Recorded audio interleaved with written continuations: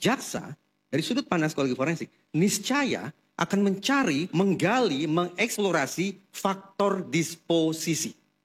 Saudara jaksa bisa mengikuti maksud saya tidak ini? Tadi sempat saya jelaskan apa itu disposisi dan apa itu situasi. Disposisi adalah faktor internal, faktor diri orang yang bersangkutan, situasi adalah faktor eksternal. Jadi ketika Halo, assalamualaikum warahmatullahi wabarakatuh. Jumpa lagi dengan saya di channel ini, channel yang mereaksi video-video viral terutama pada sidang kasus Vina, guys.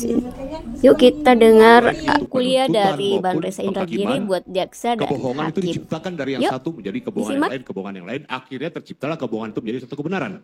Bagaimana menurut forensik? Majelis, sebelum saya menanggapi pertanyaan saudara pemohon, saya terlebih dahulu harus menyampaikan permohonan maaf kepada baik itu majelis maupun kepada bapak-bapak advokat dan juga bapak-bapak dan ibu-ibu jaksa. Karena ini kita akan sama-sama belajar nih, guys. Salah satu materi yang saya sampaikan ketika saya mengajar misalnya di biasanya ya daging semua loh. Pertanyaannya begini. Sekali lagi saya mohon maaf nih majelis. Ada klaim kan begini, ada pernyataan normatif begini. Praduga tak bersalah. Sekarang kalau pertanyaan itu diajukan ke saya akan katakan begini. Saya dengan segala hormat tidak teryakinkan bahwa dengan segala hormat semua orang di ruang penegakan hukum yang mulia ini sungguh-sungguh bisa konsisten dengan aturan main itu. Pertanyaannya, kenapa saudara sedemikian negatif berpandangan tentang personil penegakan hukum begitu ya? Mungkin ini saya membayangkan sebuah dialog di ruang kuliah. Jawaban saya begini.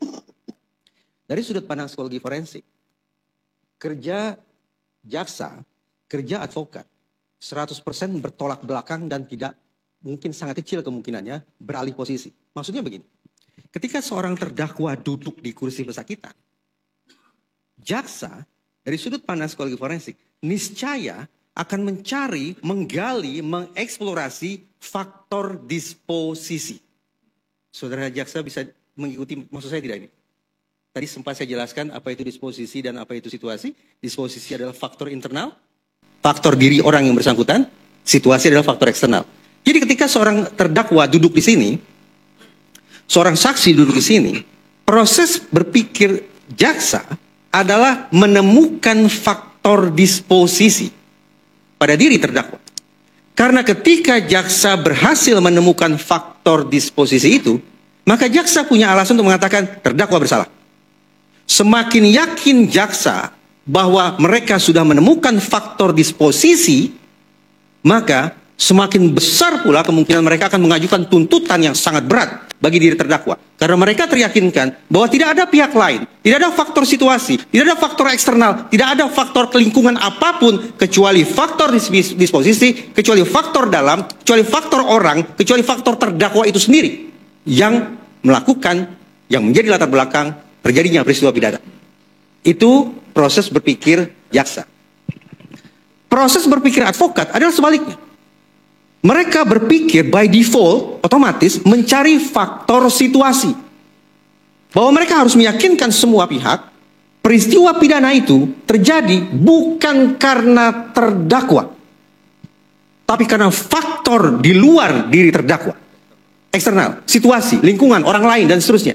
Semakin advokat atau penasihat hukum yakin bahwa perbuatan pidana atau peristiwa pidana itu terjadi karena faktor situasi, bukan karena faktor terdakwa, maka penasihat hukum semakin percaya diri untuk mengatakan klien kami tidak bersalah. Mudah-mudahan bisa dipahami. Mudah-mudahan bisa dipahami. Nah sekarang, apakah saya boleh berlanjut tentang proses berpikir hakim majelis? Silakan. Baik. Silakan. Kalau dipandang tidak layak, saya berhenti sampai di sini. Silakan. Kami pengen tahu juga. Baik, berarti majelis mengizinkan saya untuk lanjut. Silakan. Baik.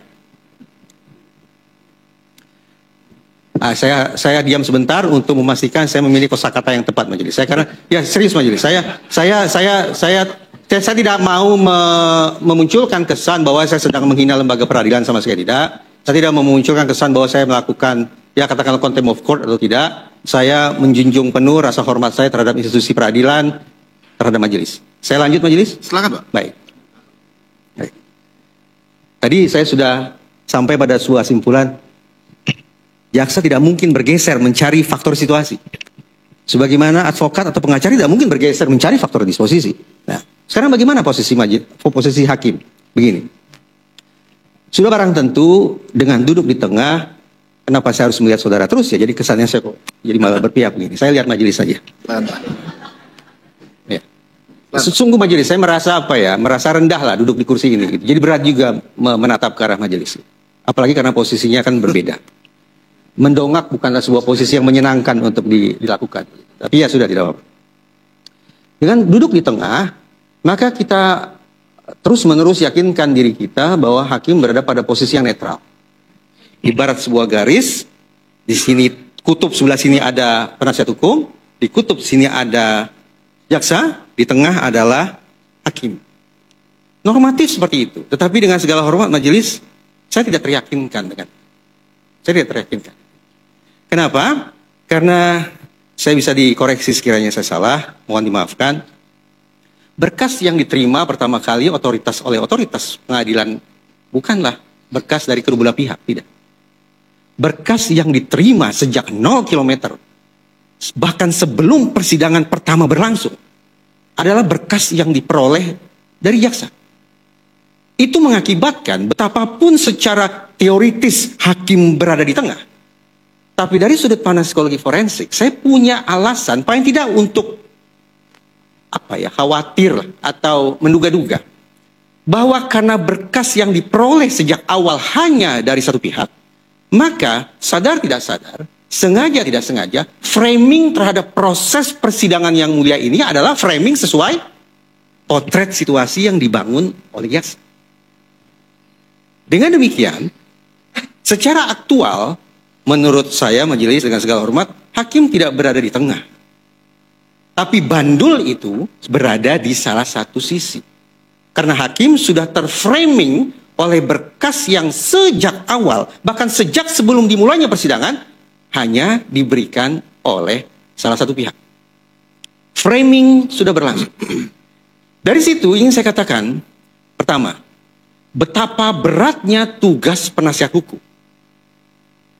Karena penasihat hukum, maaf kalau kosakata saya tidak baik majelis, penasihat hukum harus bekerja keras untuk membetot kaki hakim untuk berpindah dari satu kutub ke kutub netral kembali, bahkan syukur-syukur pindah ke kutub mereka. Dengan kata lain, ketika persidangan ini dimulai, pihak jaksa sudah mendapatkan bonus 1 poin. Sementara penasihat hukum 0.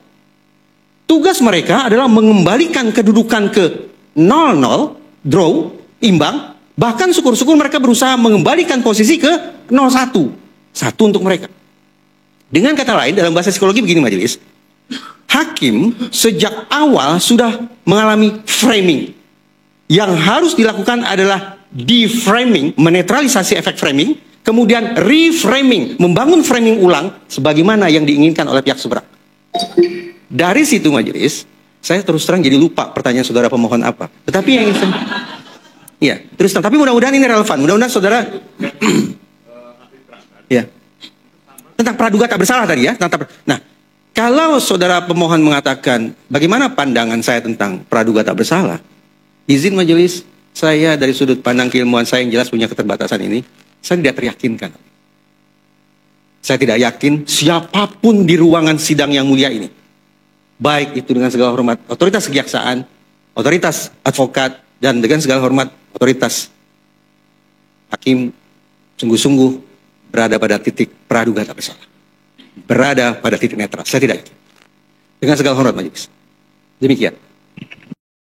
Demikianlah tadi ya kuliah singkat dari Bang Reza Indragiri buat jaksa dan hakim. Oke teman-teman, terima kasih yang sudah menyimak ya. Sampai jumpa di konten selanjutnya. Bye, assalamualaikum.